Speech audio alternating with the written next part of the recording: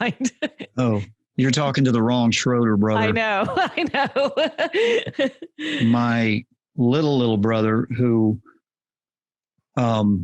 is much larger than me, which always makes me laugh when I call him my little, because I have my little brother and my little brother. Yeah.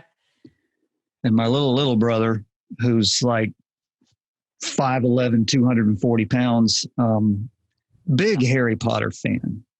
Oh. And I never like him already. I never begrudge. I don't talk down. I just have no idea. It's just not a thing. It's not a thing for me. But one thing that I always say, what do I always say? Like what you like, the hell with everybody else if they say anything about it. It's a weird contemptual thing for people to drag down other people's stuff. I don't know where I think so too. Got on that tangent. You know, I talk about that because there's things that I love, like coffee. You know, I love a good meal, but I love a good meal, but I can't think of a restaurant or a food on the face of the planet or anywhere in this galaxy that I would wait more than about 15 minutes for. I have no patience for that. I am the same way. It's not so bad if you get to sit at the bar, maybe have an appetizer and a beverage while you wait. That's okay. I can dig that. Yeah. Didn't we talk about sitting at the bar? Did we have that discussion? My bar. Well, no, but because that's the thing that Meredith and I used to do.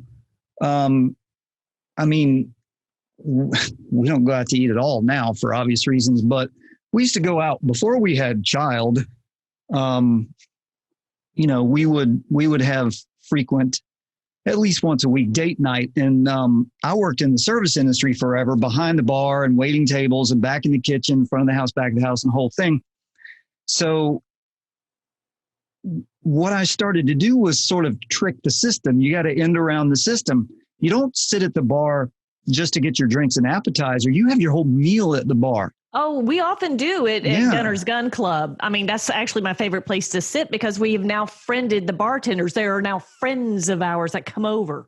Yeah. And the reasons for that are many. And some people prefer the traditional, which some people prefer the traditional sit down at a table and do the whole, the older I get, the less patience I have for any of that.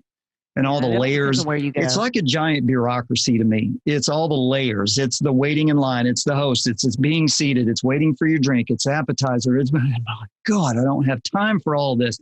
If you sit at the bar, you skip all that line. The person that's serving you is standing about 5 feet from you most of the time. Mm-hmm. They're all over it. Your water glass is never empty. Your drink's never empty, all that kind of stuff. And so and generally speaking, I mean, your average bartender is going to have, you know, the hot sauce right there waiting for you. They don't have to go somewhere to get it. But they're going to have 5 to 10 to 12. I mean, if it's a huge bar, maybe they'll have 15 to 20 customers. If the bar is that big, there's going to be more than one bartender. But even though they do have that, because everything is more accessible to them, whereas your average server has 4 or 5 or 6 or 8 tables. And it's like a doctor. It's like the attending physician visiting, making the rounds of all their patients. It's like they spend about 15 seconds with them because they don't have enough time to do anything else.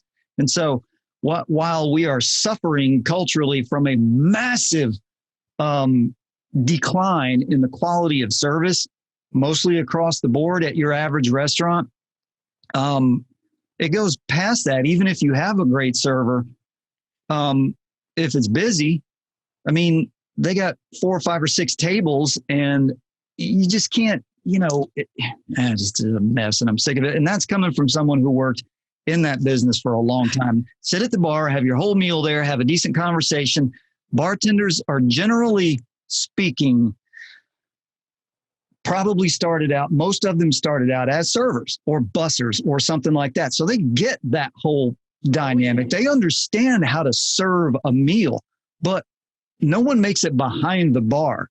It's a cutthroat position, and it is a desired position, and no one makes it behind the bar without really refined people skills. And that exactly. And that not only means knowing how to talk to someone, knowing how to carry on a conversation, but knowing when to leave people the hell alone. Mm-hmm.